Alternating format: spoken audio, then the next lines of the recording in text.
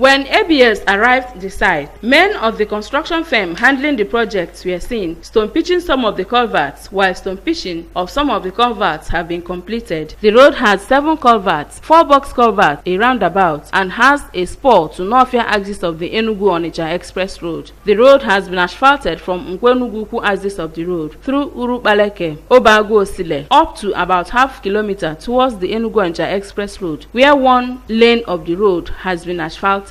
Meanwhile, the road has become motorable up to Express Road. Speaking to the ABS, an engineer at the site, Mr. Sunday Adejila, said the road, started in 2014, is almost completed. Engineer Adejila appreciated government for being consistent in the provision of funds needed to execute the project. Working continually, there was a time during the rainy season, we work and throughout the rainy season.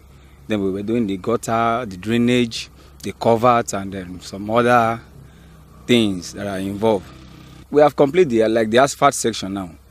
At least before now to next week, will be completed. And here is this Enugwu-Ukwu, this North Road now is where we are about to start. We are carrying lateral just to fill the pothole that we are supposed to fill.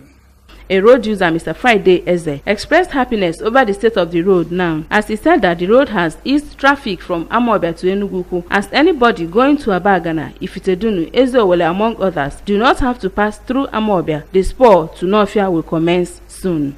Manana magano sa stadium to si anyara gafia no duto to si roya ka inji na agia duto na road odumma ana jakwu ni ike o woro san so mo na many people na ekwu maka so kene durun.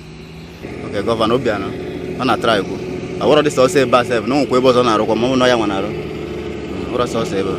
Take an edria. From Nkwo-Ukwu, Urukpaleke, Obago-Osile Road, I am Ngozi Obileri for ABS News.